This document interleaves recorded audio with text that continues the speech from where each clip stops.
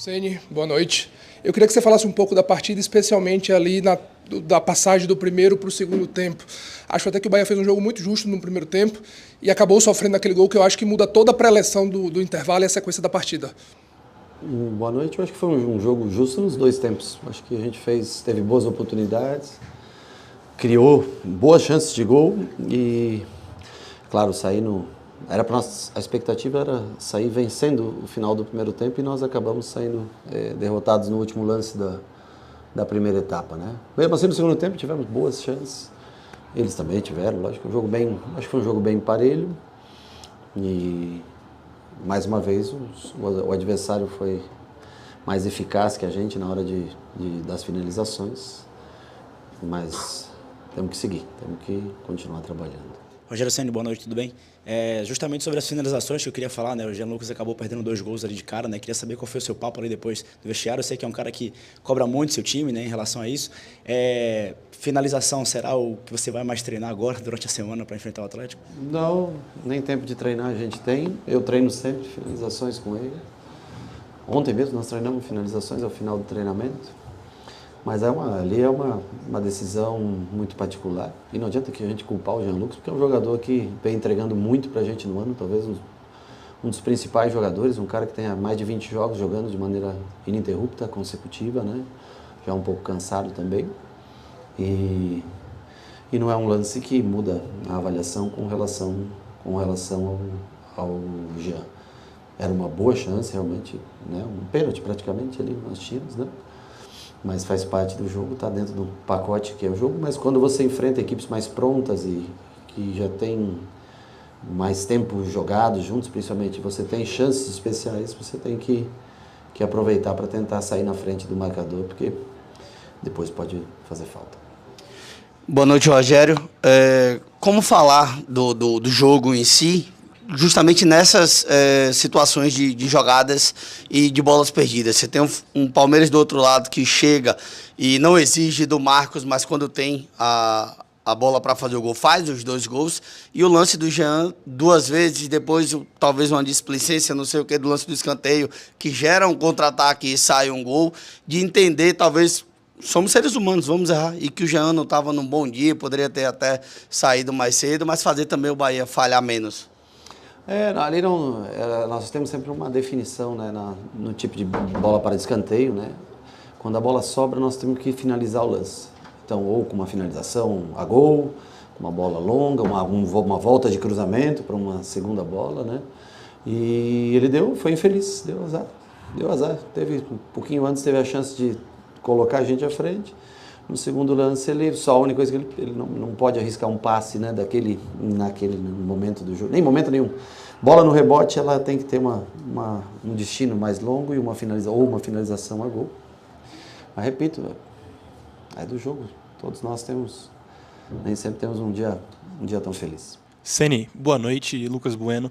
Você hoje enfrentou o Abel Ferreira e já é um confronto muito comum entre vocês dois. E na noite de hoje, com a vitória do Palmeiras, o Abel Ferreira passou você em número de vitórias. Agora está 6 vitórias para o Abel e 5 para você. Queria que comentasse um pouquinho de como que é esse duelo com o Abel Ferreira.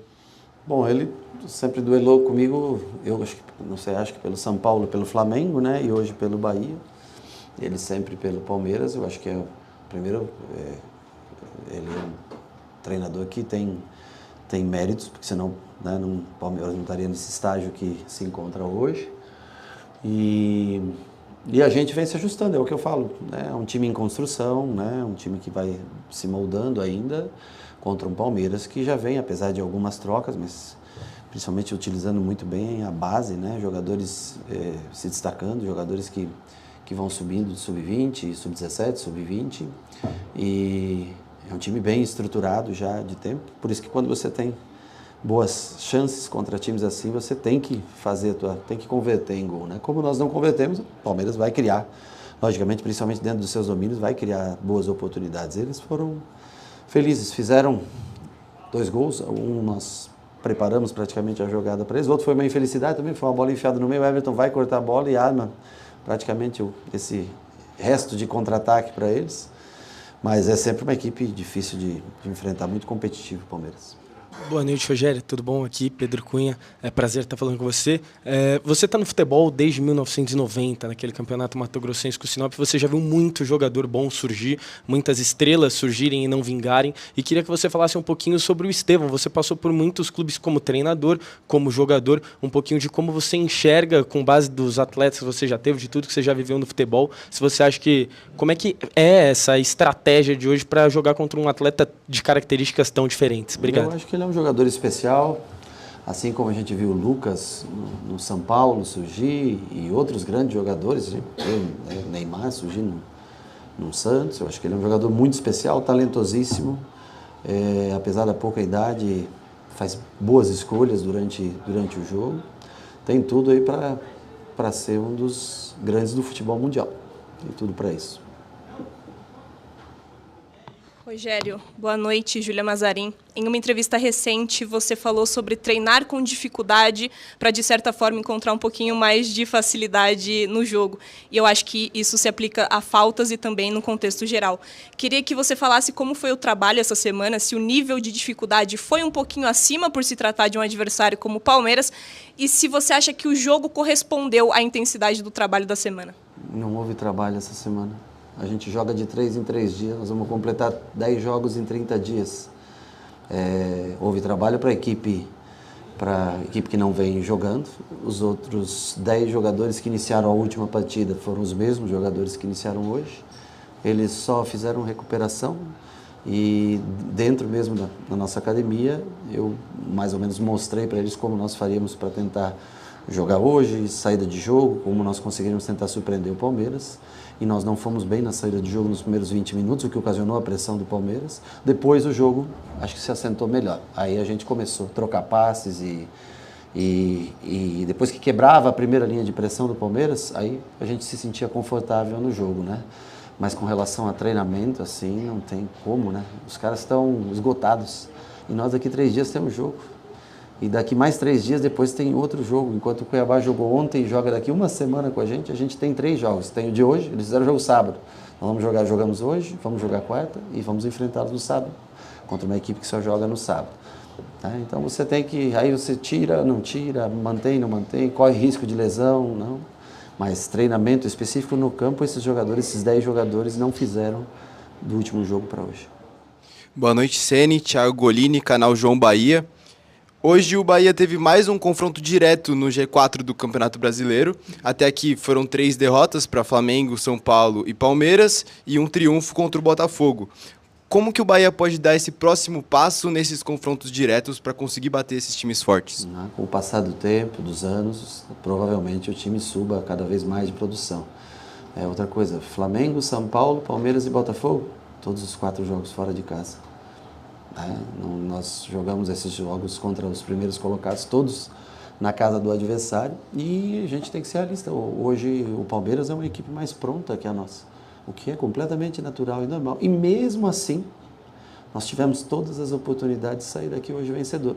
Ou, no mínimo, nós vamos dizer aqui que o jogo foi um jogo bem parelho, em oportunidades criadas, em controle de jogo, só que eles tiveram mais capacidade de conclusão, aproveitaram melhor as oportunidades que tiveram. Mas como jogo, eu acho que um jogo muito parelho, de jogo jogado muito parelho e de oportunidades criadas, eu até diria que as mais claras foram do Bahia no dia de hoje. Mas o Palmeiras é traiçoeiro, assim como é o São Paulo no Morumbi, assim como é o Flamengo, que nós controlamos o Flamengo o jogo inteiro no Maracanã e tomamos um gol de bola parada no último minuto. Então, faz parte do amadurecimento, do crescimento. Claro que todo mundo quer sempre vencer cada jogo, todos os adversários, mas faz parte do aprendizado, do crescimento, formação de time, jogar contra times que estão mais prontos do que o nosso. Boa noite, Rogério, Gabriele do Dimensão Esportiva. Eu gostaria de saber, em relação a isso, dentro de casa vocês obtêm um aproveitamento de 100%, mas eu quero saber um pouco da estratégia para jogar fora de casa, visto que você tem um jogo nessa próxima semana. A estratégia é a mesma, nós jogamos sempre num modelo muito parecido de jogo, dentro e fora de casa. Acontece que dentro de casa nós pegamos as equipes que hoje ocupam a parte de baixo da tabela. E fora de casa nós enfrentamos todas as equipes que ocupam a primeira parte da tabela. Os 4 primeiros colocados. Se você pegar dos 10 primeiros colocados, os 8 primeiros colocados, todas essas equipes nós enfrentamos fora de casa. E as equipes que hoje se encontram numa posição mais baixa na tabela, todas essas equipes nós enfrentamos em casa. Isso indica que no segundo turno nós teremos muito mais dificuldade dentro de casa do que nós tivemos nesse primeiro turno. E para isso nós precisamos também aproveitar jogos fora de casa para fazer pontos, porque uma equipe não se sustenta na frente só vencendo os jogos em casa. Mas a gente prevê muito mais dificuldade no segundo turno dentro de casa e talvez até um pouco mais de chance de fazer mais pontos fora dos nossos domínios. Boa noite, Ceni. Thiago Barros, do Bate-Fundo Esportivo. Ceni, o Bahia já há algumas semanas, algumas rodadas, está aí com 6 jogadores pendurados e 7 com o Canu, realmente, que recebeu o cartão. E como trabalhar mentalmente a equipe, porque permanece, né? Os jogadores não receberam o cartão e aí já vem uma sequência. Como que é trabalhado isso? Qual que é o segredo para manter esse bom psicológico? Eu acho que não é nem psicológico, é estar bem posicionado dentro de campo, ser uma equipe que procura jogar futebol o tempo todo, não bater, não dar pontapé, e sim jogar, é um jogo bem jogado, e eu acho que a proximidade das posições na hora de marcar ajuda bastante, e até por característica, né? É um time que tem muita construção de jogo, característica muito mais de construção do que defensiva, então a gente tenta defender mais em blocos para não deixar, porque senão se a gente perder 7, o elenco todo, nós temos hoje 22 jogadores de linha, se a gente perder 7, a gente só sobra 15 para o jogo, né? Então assim, nós temos que cuidar sempre dessa parte. E para isso, a proximidade de marcação por zona, principalmente na hora do sistema defensivo, se controlar para não discutir com o árbitro, não ficar brigando, não se concentrar, ter o foco somente no jogo. Eu acho que isso é importante para a gente ter um baixo número de cartões. Rogério, Leonardo aqui da Web Rádio Gol de Placa. Vocês jogaram contra o Palmeiras aqui num gramado sintético e vão jogar contra o Atlético Paranaense em outro gramado sintético. Você até comentou na última coletiva que são gramados pouco diferentes, mas que há uma dificuldade a mais. Como conseguir trabalhar isso tendo praticamente um dia de trabalho até a próxima partida? Não tem trabalho, nós vamos novamente descansar esses jogadores, vamos trabalhar amanhã com os jogadores que não atuaram ou atuaram pouco tempo, né? E o gramado sintético, ele já está há tempos, não é esse o motivo de ganhar ou perder, já está há tempo inserido no nosso calendário. O Palmeiras há quantos anos joga aqui nesse gramado sintético? O Botafogo virou sintético já faz tempo, e o Atlético, o mais antigo de todos, né?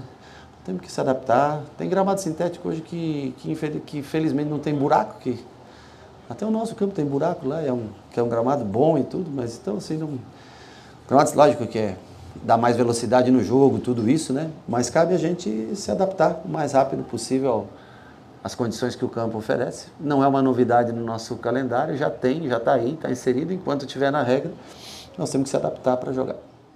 Rogério, boa tarde, aqui é o Otávio da Valve Brasil. Queria perguntar para você um pouco sobre a importância do Everton Ribeiro nessa equipe. Hoje acabou que o Bahia, no primeiro tempo, fez uma boa partida, você acabou de falar que teve a oportunidade de fazer o gol, muito passando pelo pé dele. Queria que você falasse um pouco da importância dele no seu esquema tático e como que dá sequência nesse campeonato. Todos são muito importantes para mim. Ele é um jogador especial, talentosíssimo, né? Também para ele pesa, de 3 em 3 dias jogar, né? Então todos aí numa sequência muito grande de jogos, e é o que sustenta o modelo de jogo, né? Esses jogadores de meio campo, eles ajudam muito na sustentação desse modelo de jogo, por isso a gente tenta usufruir ao máximo dele. A hora que sofre o segundo gol, a situação fica mais difícil de você reverter, então é o momento de você também tentar preservar um pouco o jogador para contar em outros jogos minutos que são mais importantes do que um 0-2 como estava hoje, né? Mas é um exemplo de como pessoa, um amigo que eu tenho dentro do futebol e um atleta que como capitão também representa muito o time e desempenha tecnicamente de forma exemplar a conduta que ele tem dentro do campo. Tudo bem, Rogério? O Bahia está fazendo uma campanha muito bonita no Brasileirão. Mas, assim, internamente, qual que é o objetivo de vocês? O torcedor pode sonhar grande, com briga por título, G4, ou na meta de vocês ali no vestiário, o voo não é tão alto assim? O objetivo nosso era ganhar do Palmeiras hoje. A gente veio aqui para vencer esse jogo. O objetivo de quarta-feira vai ser um jogo de confronto direto, 5º contra o 6º colocado, e tentar se manter nessa parte de cima da tabela. Não tem como traçar um objetivo, um elenco bem reduzido, tem que torcer para que todos estejam bem, a gente tenha disponível todos os jogadores que são mais diferentes tecnicamente, aqueles que colaboram muito em marcação também, que possam estar. Nós temos aqui os que jogam, as trocas, né? E logicamente daí zagueiros a gente não troca durante o jogo, raro a gente trocar, a gente tenta manter sempre a linha defensiva. Pelo modelo de jogo que a gente aplica, a linha defensiva ela cansa menos do que o restante do grupo. Então a gente tenta se manter firme, não tem como eu dizer para você, eu queria ser campeão, eu queria sempre ser campeão. Mas cada um tem que encarar as suas limitações, possibilidades, né? A gente tem que tentar fazer sempre com que o torcedor do Bahia se orgulhe do que a gente produz. Eu sei que o torcedor está triste hoje pelo resultado, mas hoje o Bahia joga em qualquer campo de igual para igual. Apenas não tem conseguido, tem tido as oportunidades, mas não tem conseguido resolver, não tem conseguido ser efetivo nas finalizações na maioria dos jogos, principalmente fora de casa. Rogério, boa noite, Vinícius Naza. Eu gostaria de saber de você, hoje foi perceptível a falta de jogada individual. No segundo tempo, com as substituições feitas, até foram substituições que, pro nível do jogo, foram muito assertivas, o Ademir ele teve 2 jogadas individuais que trouxeram mais um perigo assim, ofensivo para a equipe um perigo defensivo para a equipe do Palmeiras.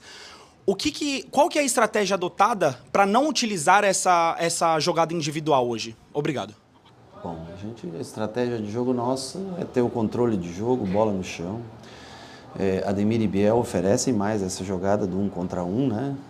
O Biel entrou acho que no minuto 15, mais ou menos, ali, o Ademir 17, por aí, né? O Ademir e o Ademir, Depena, foram 3 trocas juntos, Estupiñán, entraram logo depois, né? Mas com jogada individual, sem a jogada individual, com 1 contra 1 ou sem, nós criamos oportunidades das duas maneiras, né? O problema é que o nosso time é um time baixo. E o time do Palmeiras é um time muito forte de bola parada, né? Então, alguns times você tem que ter precaução. E Everaldo e Tassiano, eles ajudam muito, além da recomposição, né? Da ajuda na recomposição. Eles têm uma bola parada, o Palmeiras tem muito gol, tem acho que 8 gols, se eu não me engano, nesse campeonato de bola parada, né? Então, assim, não dá para você começar com tudo pequenininho ali na frente, aí você toma um gol de uma bola parada, você já sai atrás, então a gente tem que ir dosando. Pelo meio de campo que foi montado, são jogadores que têm tudo, menos jogo aéreo. Nenhum deles. Everton Ribeiro não é um grande cabeceador, Caio Alexandre não é um grande cabeceador, Jean Lucas, apesar de ser um pouco mais alto, não é um grande, e nem o Caolinho. Então, para você ter jogadores como esse no meio campo, você tem que montar estratégias para ter jogadores que você se defenda também na bola parada. Com o passar do jogo, você vai arriscando, né? Aí você tem Ademir e Biel, tem Ratão, Oscar para jogar mais centralizado. E aí você pode, para uma estratégia de contra-ataque, ou de o adversário vir muito para cima e você possa agredi-lo de outra maneira, e você passa daí a correr mais riscos nas bolas paradas por usar daí muitos jogadores de baixa estatura.